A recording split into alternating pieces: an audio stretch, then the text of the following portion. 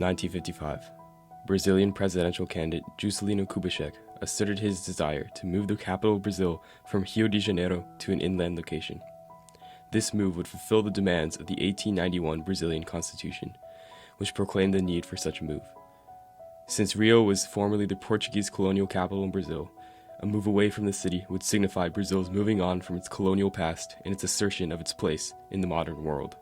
Running on this platform in the famous 50 years in 5 slogan, Kubitschek won the 1956 Brazilian presidential election and set his vision for a new capital in motion.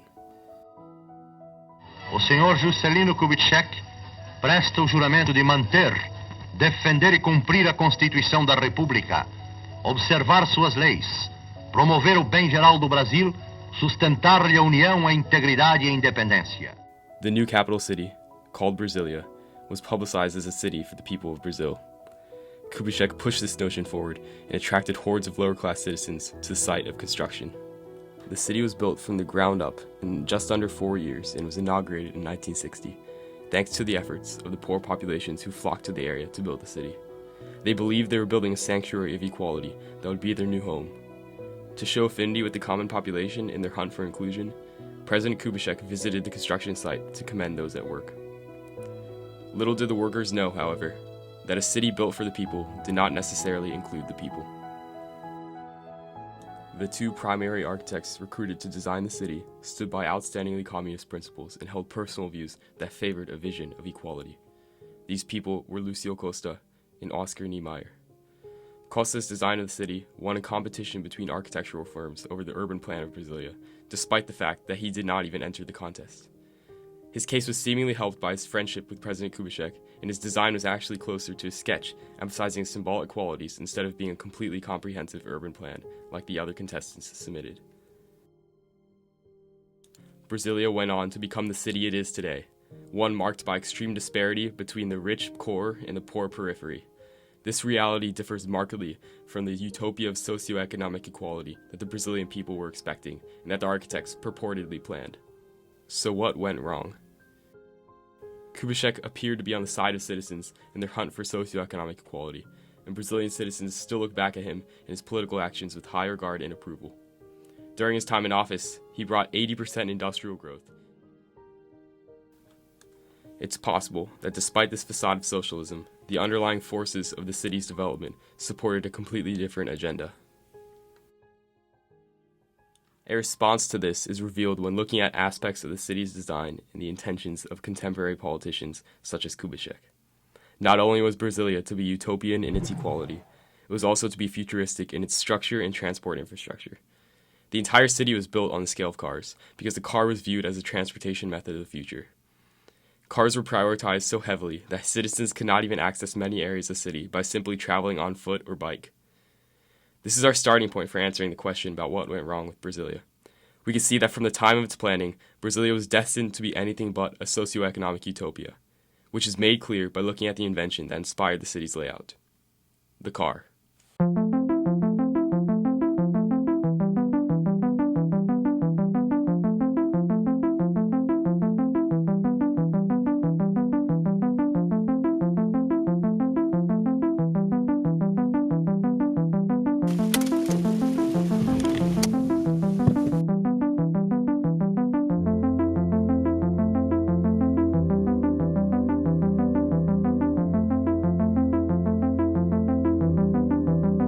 Scholar Thomas Dekker claims that Lucio Costa was motivated to design Brasilia around cars because of the inspiration from General Motors' Futurama exhibit in 1939. This exhibit presented a utopian view of the future 20 years ahead. Highly regulated highways, traffic systems, and widespread auto infrastructure enabled cities to be more expansive and gave rise to suburbs of comfortable living. And now we have arrived in this wonder world of 1960.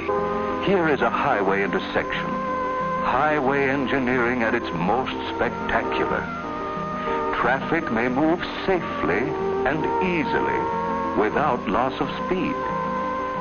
By means of the ramped loops, cars may make right and left turns at rates of speed up to 50 miles per hour. Here is an American city replanned around a highly developed modern traffic system. The parks of the city have continuity, proper placement. These areas are united into long green strips surrounding each community.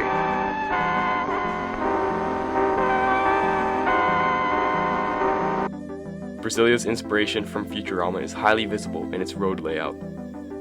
Decker also contends that the heavy integration of cars into Brasilia's design aligned with President Kubitschek's desire to boost Brazil's developing auto industry. It's clear that Kubitschek valued the development of Brazil's economy and saw the auto industry as a means for Brazil to assert its place in the global capitalist world. In fact, this very car was manufactured in Brazil, and can therefore be seen as a product of these efforts to put Brazil's auto industry onto the global map. But there's more here. Not only does the car connect to capitalist ideals in the form of the auto industry, but the car itself is a symbol of the intentions of capitalist societies. This point is articulated by historian Peter Norton, who cites the causes of cars' rise to popularity in society as evidence for an argument about self-driving cars today. The transportation planning that predominates today arose during the era when public relations was being invented. And it was being invented because it was starting to look like people had all the stuff they wanted. So you had to convince people that they had needs they didn't know were needs, like, say, bad breath. You had to convince them that they needed shampoo, which they didn't use before. And you had to convince people that they needed to be able to drive anywhere, anytime, without delay, and have a free parking spot when they arrived. None of those needs were needs that began as demands from ordinary people. All of those needs were sold to people, and they were sold with really amazing showmanship. When the auto industry was beginning to take root, car manufacturers realized that based on the existing way of life, people did not need cars to successfully transport around. These companies saw an opportunity to use the car to revolutionize transit infrastructure to favor their business interests, by convincing people that they needed cars and by convincing governments, like Brazil's, to build highway systems to support these cars. This vision of the future entranced Brasilia's planners, and they neglected the possibility that a car future may not even be advantageous. In fact, if you look at the history, you'll find that this world around us is the result of an effort to sell us and sell our governments on the notion that we have to rebuild our world for cars. What we thought was so desirable turns out to be an illusion. When we make that realization, that might help us appreciate what we already have, even what we once had but lost, namely cities where if we want a cup of coffee, we can walk 2 or 3 blocks instead of getting in a car and going through a drive-through. Why should we be buying this future and sacrificing a present that works imperfectly for the sake of a future we can't have? It's clear that the automotive future that Brasilia's urban planners envisioned would contribute to the success of the auto industry that was beginning to develop in Brazil. Whether or not this would be in the best interest of citizens, we will now analyze. Just as Peter Norton said, preference for auto infrastructure leads to urban sprawl. In Brasilia, we see that the expansive roadways have pushed such a sprawled layout. After all, distance would not have been a problem for all the car owners that Brasilia's planners were trying to accommodate. But what about the people in the city who didn't own cars? In his urban plans, Lucio Costa divided the heart of Brasilia into single-use zones, a residential zone, a commercial zone, and a government zone. Costa placed the government buildings in a vertical axis through the city center to reflect their importance. Perpendicular to this axis is a horizontal one which acts as the residential zone. This zone consists of Soviet-inspired superblock apartments in which people across all socioeconomic classes were supposed to live side by side. It's a socialist's dream, but unfortunately, this dream was not realized in practice. Costa designed the city for a maximum of 500,000 residents, and he did not foresee the population growth that was to occur. The city's population actually grew from 6,823 in 1957 to 1.8 million in 1993. As the population of the city soared, the privileged upper and middle class bought their way into the superblocks, while the lower class was forced out to the periphery of the city. The satellite cities only grew as the overall population of Brasilia increased. Being a capital city, most of the activity of Brasilia likely revolves around the government. Although the white-collar bureaucrats and government officials hail from middle and upper-class neighborhoods in the city center, there exists a need for workers to support those in charge through various forms of low-skilled labor. Recalling that the poor populations of Brasilia are concentrated in the city's periphery and that the government activities are concentrated in the core, we can acknowledge the need for sufficient transport infrastructure from the periphery to the core of the city. The car-centric infrastructure of the city emphasizes the importance of owning a car and the drawbacks of not owning one. Cars are almost necessary for traveling multiple miles. That said, the number of car-owning individuals is dramatically lower in Brasilia's periphery than it is in the core.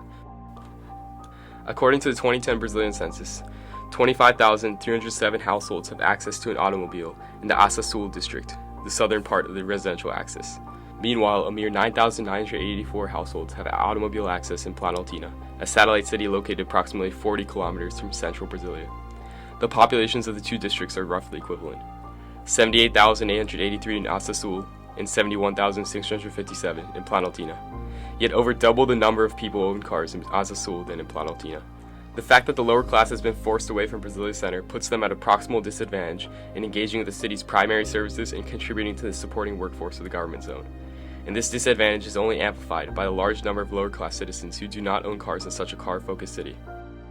Although the city did not have a developed public transit system when it was built, it now has a bus system, yet riders are forced to pay one of the highest bus tariffs in the nation when traveling from a satellite city into central Brasilia.